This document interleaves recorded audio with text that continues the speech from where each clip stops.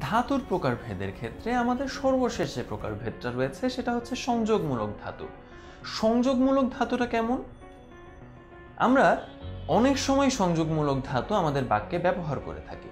যেমন যোগ যদি একটা বিশেষ্য পদ হয় এবং এরপরে কর নামে একটা ধাতু যুক্ত হয়, তখন আমরা যোগ কর এই অংশটুকু পাই।